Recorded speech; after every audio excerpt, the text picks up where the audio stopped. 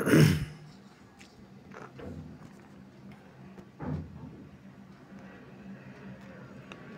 18/12/2024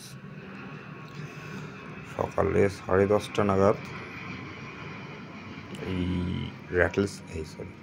Indian rat snake, যেটাকে rescue করা হয়েছে, খুব ডেঞ্জারাস সিচুয়েশন থেকে রেস্কিউ করা হয়েছে।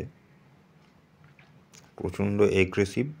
এখন পেটে খাবার আছে, যার জন্য শান্ত হয়ে বসে আছে। রেস্কিউ করতে গিয়ে দুবার আমাকে বাইট করার চেষ্টাও করেছে। এটা সম্পূর্ণ একটা নির্বিষ সাপ। অনেকে বলে যে এর লেজে নাকি বিষ কাঁটা থাকে বা লেজে বিষ থাকে। এসব কিছুই নয়, এগুলো হচ্ছে সম্পূর্ণ একটা মিথ্যা ধারণা, জাস্ট কুসংস্কার বলতে পারেন। এই সাপ কোনো রকমভাবে বিষাক্ত নয়। আর এটা হচ্ছে ইঁদুর, টিকটিকি, এই সমস্ত প্রাণীগুলোকে খেয়ে জীবন ধারণ করে। আমাদের পরিবেশের জন্য প্রচণ্ড একটা উপকারী সাপ। বহু লোক সাপকে ভয় পায় বলে এগুলোকে মেরে দেওয়ার চেষ্টা করে।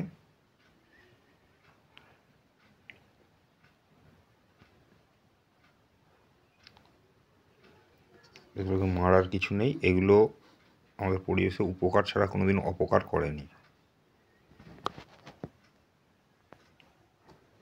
দেখতে পাচ্ছেন কত সুন্দর দেখতে সাপটাকে।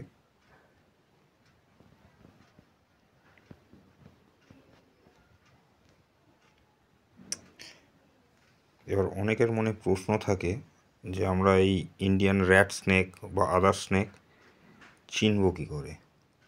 সবার প্রথমে দেখুন, এর মাথা যেটা আছে, মাথা এবং বডিটা প্রায় একটা সমতল লেভেলে থাকে, সমান একটা লেভেলে থাকে। যে সমস্ত সাপের ম্যাক্সিমাম ক্ষেত্রে দেখা যায়, যে সমস্ত সাপের এইরকম লেভেল থাকে, মাথা, ঘাড়, বডি, সেই সমস্ত সাপগুলোই নির্বিষ হয়। আর সমস্ত আর মাথাটাও দেখুন এর লম্বা টাইপের। আর বিষধর সাপ যেগুলো হবে, সেগুলোর মাথাটা হবে ত্রিভুজ আকৃতির, এবং বডি আর মাথার মধ্যে একটা ছোট্ট চাপা জায়গা থাকবে, যেটাকে আমাদের মানুষের ঘাড়ের মতন লাগে, সরু হয়ে যাবে, তারপরে আবার বডি হবে। সেরকম সাপগুলো বিষধর সাপ হয়ে থাকে।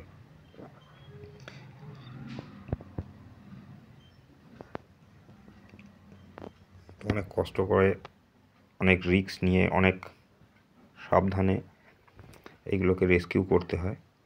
আপনারা যারা দেখবেন, প্লিজ এটাকে পুরোপুরি দেখুন ভিডিওটাকে, এবং চ্যানেলটাকে লাইক করুন, সাবস্ক্রাইব করুন, এবং যত পারবেন শেয়ার করে দিন বন্ধুদের মধ্যে, যাতে তাদেরও সাপ সম্বন্ধে ধারণা থাকে, ভীতিটা কেটে যায়। আমাদের সাপ রেস্কিউ করা বা